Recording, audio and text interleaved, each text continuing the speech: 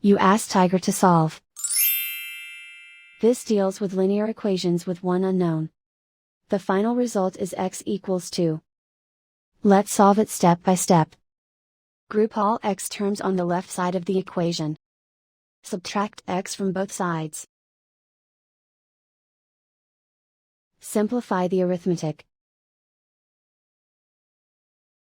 Group like terms. Simplify the arithmetic. Isolate the x. Divide both sides by 7. Simplify the fraction. Find the greatest common factor of the numerator and denominator. Factor out and cancel the greatest common factor.